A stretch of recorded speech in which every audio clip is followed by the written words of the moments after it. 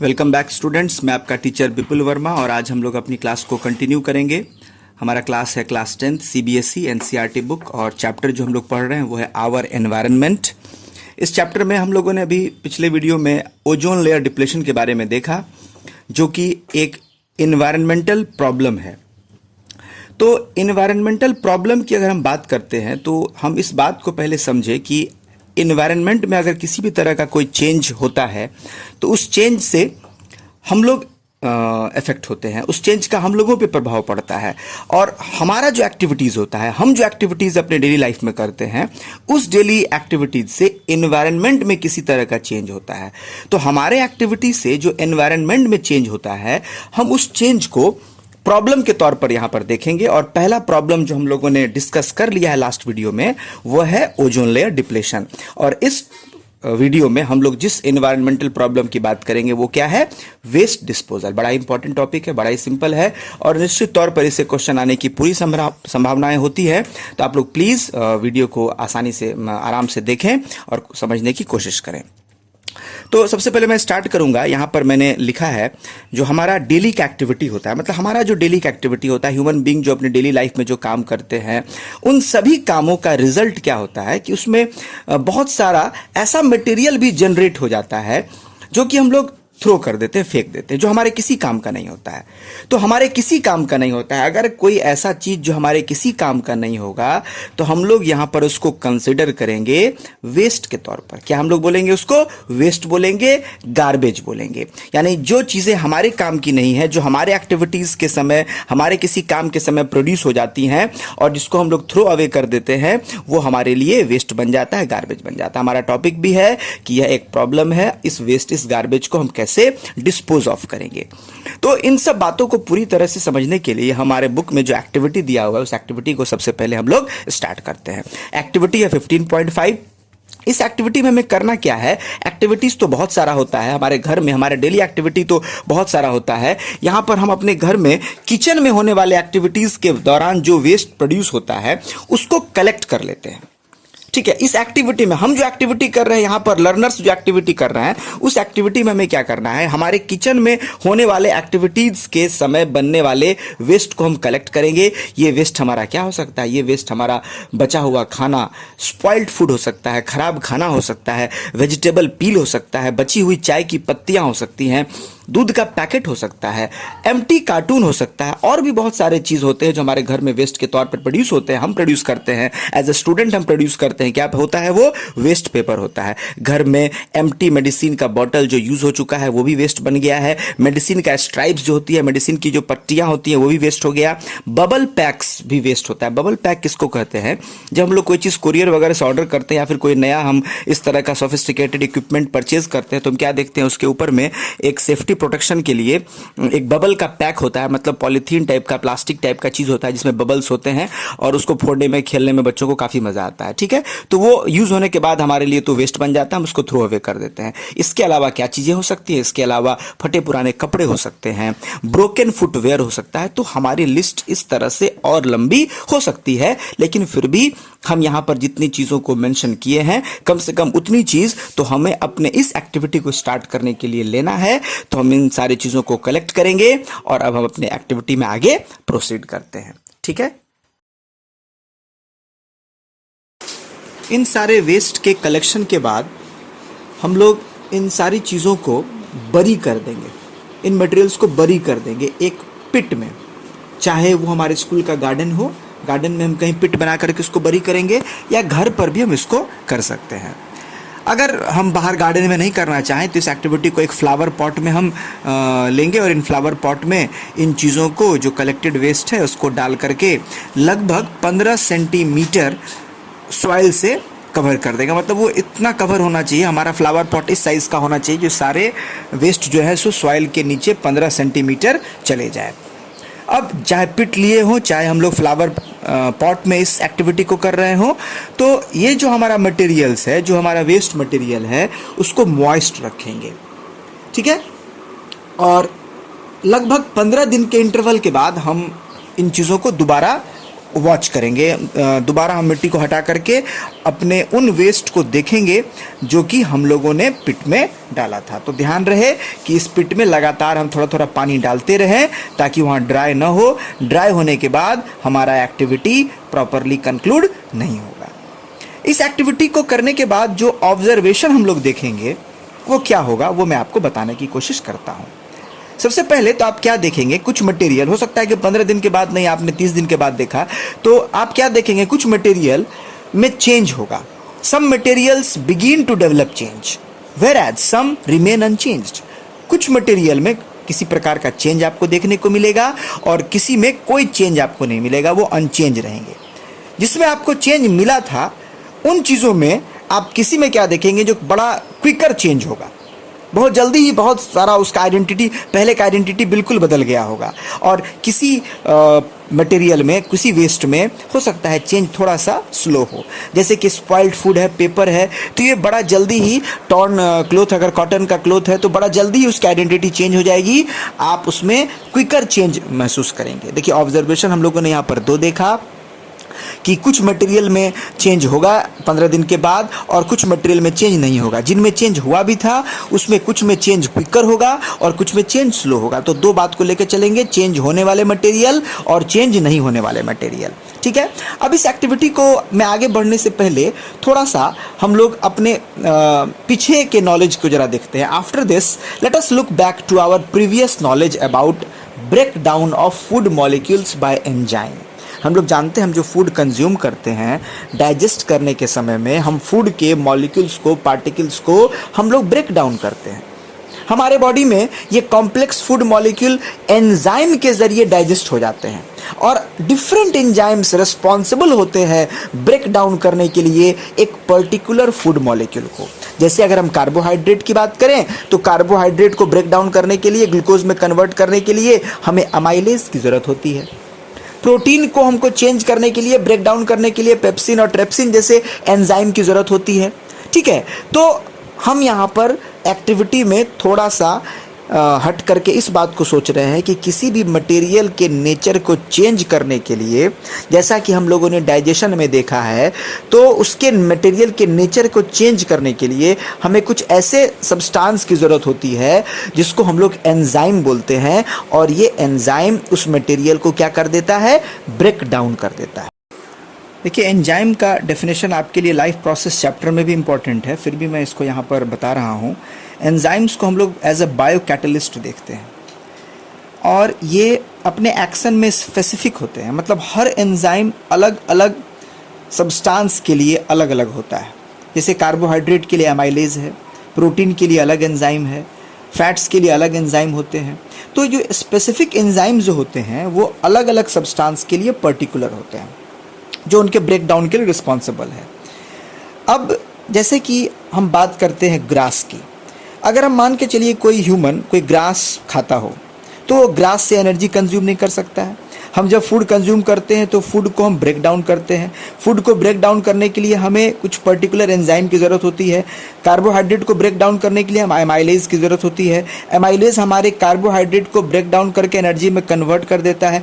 लेकिन अगर हम ग्रास को कंज्यूम करें तो ग्रास से हम लोग एनर्जी नहीं ऑब्टेन कर सकते हैं, क्योंकि उसको ब्रेक डाउन करने के लिए, ग्रास को ब्रेक डाउन करने के लिए हमारे बॉडी में क्या नहीं है, स्पेसिफिक एंजाइम नहीं है। मतलब मेरे यहाँ पर कहने का मतलब है कि एंजाइम अगर है तभी मटेरियल का ब्रेक डाउन होगा, एंजाइम नहीं है, पर्टिकुलर एंजाइम नहीं है तो मटेरियल का ब्रेक डाउन नहीं होगा। तो यहाँ इस एक्टिविटी में हम यहाँ पर एंजाइम की मदद से यह बताने की कोशिश कर रहे थे आप लोगों को, जो एंजाइम एक ऐसा केमिकल सब्सटेंस है जो किसी, या एक बायो कैटलिस्ट है जो किसी भी पर्टिकुलर सब्सटेंस के ब्रेक डाउन के लिए रिस्पॉन्सिबल होता है।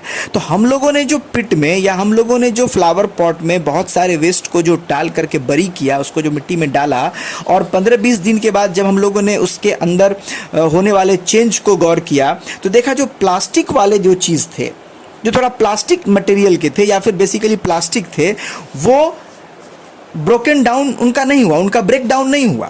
तो similarly many human made material like plastics will not be broken down by the action of bacterial और अदर सैप्रोफाइट्स। डिकम्पोज़र। हम लोग जानते हैं कि हम लोग जो मटेरियल का प्रोडक्शन करते हैं, ख़ास तौर से प्लास्टिक का, तो ये प्लास्टिक्स वगैरह ऐसी चीज़ें होती हैं जो किसी भी डिकम्पोज़र के थ्रू, और डिकम्पोज़र मतलब बैक्टीरिया के थ्रू या सेप्रोफाइट्स के थ्रू वो ब्रोकन डाउन उनका नहीं हो पाता है, उनका ब्रेक डाउन नहीं हो पाता है, क्योंकि ये बैक्टीरिया और ये सेप्रोफाइट जो इस ब्रेक डाउन के लिए रिस्पॉन्सिबल होते हैं, उनके पास उस स्पेसिफिक एंजाइम की कमी होती है, ये एंजाइम उनके पास में नहीं होता है। हालांकि हाउएवर ऐसा नहीं है कि ये मटेरियल ब्रेक डाउन नहीं हो सकते हैं। These materials can be acted upon by physical process like heat and pressure. Heat और pressure जैसे फैक्टर से इन प्लास्टिक जैसे मटेरियल का भी ब्रेक डाउन हो सकता है। लेकिन हमारे अर्थ पर जो एम्बियंट कंडीशन है, हमारे एनवायरनमेंट पे जो कंडीशन है, जिस तरह का फिजिकल एनवायरनमेंट है, इसमें ये प्लास्टिक वाले मटेरियल, इस तरह के मटेरियल काफ़ी समय तक हमारे नेचर में, हमारे इकोसिस्टम में प्रेजेंट रहते हैं। ठीक है, तो however these material can be acted upon by physical process like heat and pressure, but under ambient conditions as found in our environment, these persist or remain for a long time। ठीक है, तो अब हम लोग आगे अपने slide को बढ़ाएंगे। तो ये रहा हमारा नया स्लाइड। इस स्लाइड में हम लोग बेसिकली बायोडिग्रेडेबल और नॉन बायोडिग्रेडेबल वेस्ट की बात करेंगे। तो आगे बढ़ने से पहले थोड़ा सा मैं आपको फिर ब्रीफ कर दूं कि हम लोगों ने इस बात को अब समझ लिया है कि जो भी एक्टिविटीज़ हम करते हैं उसमें जो वेस्ट प्रोड्यूस होता है, यह वेस्ट में कुछ मटेरियल ऐसे होते हैं जो बायोलॉजिकल प्रोसेस से उनमें चेंज हो जाता है, जैसे कि स्पॉइल्ड फूड। और ये बायोलॉजिकल प्रोसेस कौन स्टार्ट करते हैं? तो डिकम्पोजर से स्टार्ट करते हैं। बैक्टीरियल प्रोसेस होता है, सेप्रोफाइट्स वहाँ पर काम करते हैं, और उनके डिकम्पोजिशन के लिए क्या रिस्पॉन्सिबल चीज़ होती है? वो एंजाइम होती है। तो अगर एंजाइम किसी पर्टिकुलर चीज़ के लिए अगर प्रेजेंट रहेगा तो उसका डिकम्पोजिशन हो जाएगा, और अगर पर्टिकुलर चीज़ के लिए कोई एंजाइम नहीं होगा तो उसका डिकम्पोजिशन नहीं होगा। और प्लास्टिक्स के लिए या हमारे वेस्ट में ऐसे बहुत सारे वेस्ट होते हैं जिनके लिए हमारे पास कोई भी डिकम्पोज करने के लिए उस तरह के एंजाइम नहीं है। नेचर में कोई भी ऐसा क्रिएचर नहीं है जो सिंपली हमारे अर्थ पर उन चीज़ों को डिकम्पोज करे। तो जो भी हमारा वेस्ट जनरेट होगा हमारे डेली एक्टिविटीज़ के कारण, उसको हम क्या बोलेंगे? बायोडिग्रेडेबल बोलेंगे और नॉन बायोडिग्रेडेबल बोलेंगे। For biodegradable we can take those substance which can be broken down by biological process। now you are aware about biological process, आप समझ चुके हैं। बैक्टीरियल और सेप्रोफाइटिक एक्शन की बात हम कर रहे हैं। so these substance can be considered as biodegradable। Biodegradable waste की बात हम लोग कर रहे हैं, ठीक है। और जो सब्सटेंस ब्रोकन डाउन नहीं हो पाएंगे किसी भी बायोलॉजिकल प्रोसेस से हमारे अर्थ पर, ठीक है, तो उसको हम किस तरह के वेस्ट में कंसिडर करेंगे? नॉन बायोडिग्रेडेबल वेस्ट के तौर पर कंसिडर करेंगे, ठीक है। ये जो नॉन बायोडिग्रेडेबल वेस्ट होते हैं ना, ये बिल्कुल बिहेव करते हैं इनर्ट चीज़ों की तरह। इनर्ट मतलब नॉन रिएक्टिव चीज़ों की तरह, और ये हमारे इकोसिस्टम में परसिस्ट करते हैं काफ़ी लंबे समय तक। और काफ़ी लंबे समय तक इनके प्रेजेंस से हमारे इकोसिस्टम के जो बहुत सारे बायोटिक और नॉन बायोटिक कंपोनेंट्स भी जो होते हैं, जो एक दूसरे के साथ हेल्पफुली इंटरेक्ट कर रहे हैं, उनको हार्म करते हैं, और इस तरह से हमारे इकोसिस्टम के कंपोनेंट्स को डैमेज होता है, ठीक है। तो हम लोगों ने देखा किस तरह से बायोडिग्रेडेबल वेस्ट जनरेट हो रहा है, किस तरह से नॉन बायोडिग्रेडेबल वेस्ट जनरेट हो रहा है। हमारा टॉपिक है एनवायरनमेंट प्रॉब्लम, इसमें हम लोग पढ़ना चाह रहे हैं वेस्ट डिस्पोजल। अभी तक हम लोग सिर्फ यहाँ तक कंक्लूड किए हैं कि जो वेस्ट प्रोड्यूस हुआ वो बायोडिग्रेडेबल है या नॉन बायोडिग्रेडेबल है। चाहे वो बायोडिग्रेडेबल क्यों ना हो, चाहे वो नॉन बायोडिग्रेडेबल क्यों ना हो, दोनों को हमको क्या करना है? डिस्पोज करना है, ठीक है। तो अगले स्लाइड में अब हम इसको डिस्पोज करने के तरीके के बारे में और बात करते हैं। इस स्लाइड में ज़्यादा कुछ नहीं है। एक्टिविटी 15.6 की बातों को यहाँ पर दिया गया है। हमें बायोडिग्रेडेबल और नॉन बायोडिग्रेडेबल सब्सटेंस के बारे में इंटरनेट पर या लाइब्रेरी में या न्यूज़पेपर के ज़रिए और पता लगाना है, और अपने इकोसिस्टम पर इनके इफ़ेक्ट के बारे में जानना है। जब हम सर्च करेंगे तो हम हो सकता है ऐसा पाएँ, हमारे बुक में भी दिया हुआ है, जो एक नया तरह का मतलब प्लास्टिक है जो बायोडिग्रेडेबल है। मतलब आजकल बायोडिग्रेडेबल प्लास्टिक्स भी आ चुके हैं और इन प्लास्टिक्स का इस्तेमाल बहुत सारे चीज़ों में होता है, फूड प्लेट्स वगैरह में होता है। मैंने आपको बताया है कि ये जो लाइब्रेरी और इंटरनेट वाला जो मामला होता है, यहाँ से सोर्स बेस्ड और केस बेस्ड क्वेश्चन पूछे जाते हैं जो कि एक एक्सट्रैक्ट के तौर पर हमको मिलता है और उसमें से बेसिस क्वेश्चन हमें अपने स्किल के आधार पर सॉल्व करना होता है। ठीक है, तो अब हम एक आइडिया तक पहुंच चुके हैं कि ये जो नॉन बायोडिग्रेडेबल इकोसिस्टम के लिए बेसिकली क्या है, हार्मफुल है। तो ये जो हार्मफुल, कैसे ये हार्म करता है हमारे नेचर को, इसके बारे में हम अभी नेक्स्ट स्लाइड में बात करते हैं। देखिए, ऐसा नहीं है जो नॉन बायोडिग्रेडेबल सब्सटेंस है वही केवल हमारे इकोसिस्टम में हार्म पहुंचाते हैं। बायोडिग्रेडेबल सब्सटेंस भी हमारे इकोसिस्टम को हार्म कर सकते हैं। कैसे हार्म करेंगे? सपोज करिए कि कोई बायोडिग्रेडेबल वेस्ट है ओपन में, हम लोगों ने एक्टिविटी में तो एक पिट लिया था, अगर ओपन में ये डिकम्पोज होगा तो निश्चित तौर पर वो एक फाउल स्मेल, एक बदबूदार स्मेल प्रोड्यूस करेगा और वहाँ पर हो सकता है कि बहुत सारे जर्म्स भी ब्रीड करें, मॉस्किटो ब्रीड करें, स्ट्रे एनिमल्स वहाँ पर पहुँचेंगे। तो इस तरह से वहाँ पर जब फ्लाइज वगैरह जाएगा, फ्लाइज वहाँ पर बैठेगा, फ्लाइज कैन सिट ओवर, और फ्लाइज क्या होता है, डिजीज़ का कैरियर होता है, तो वो हमारे कम्युनिटी में डिजीज़ को स्प्रेड करेंगे। यानी कि बायोडिग्रेडेबल वेस्ट भी आपको एक तरीके से हमारे इकोसिस्टम को हार्म कर सकते हैं, फाउल स्मेल के जरिए, जर्म्स के ब्रीडिंग प्लेस के जरिए, और वो जर्म वहाँ से स्प्रेड हो सकता है कम्युनिटीज़ में फ्लाइज के जरिए, क्योंकि फ्लाइज एक एक्टिव वेक्टर या कैरियर होता है डिजीज़ का। ठीक है, लेकिन इस बात को भी हम नहीं भूल सकते हैं कि बायोडिग्रेडेबल वेस्ट के कारण ही हमारे एनवायरनमेंट में, हमारे इकोसिस्टम में नेचुरल रिप्लेनिशमेंट होता है मिनरल्स का।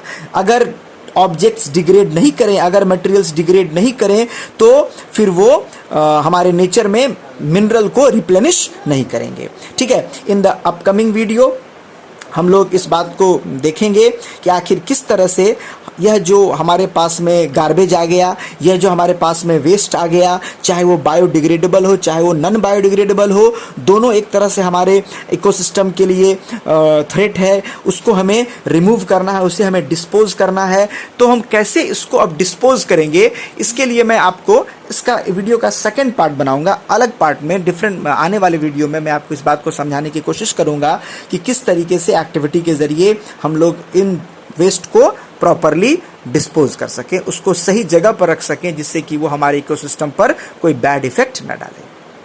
देखिए स्टूडेंट्स, मैंने यहाँ पर जितने भी स्लाइड्स यूज़ किए हैं उसमें जो मैंने कंटेंट दिया है वो आपके एनसीईआरटी बुक को बिल्कुल ध्यान में रखते हुए है। तो अगर कोई भी क्वेश्चन इसमें से बनता है, चाहे वो शॉर्ट आंसर का हो चाहे वो लॉन्ग आंसर का हो, अगर आप इन सारे फैक्ट्स को ठीक से समझे रहेंगे तो आप उनका जवाब बिल्कुल दे पाइएगा। ठीक है, अगर आपको ये मेरा अप्रोच, मेरा ये क्लास आपको अच्छा लगा हो, समझ में आपको आई हो बात, तो आप मेरे चैनल को सब्सक्राइब कर सकते हैं, वीडियो को लाइक कर सकते हैं। चैनल सब्सक्राइब करने से मेरे वीडियोस आपको मिलते रहेंगे।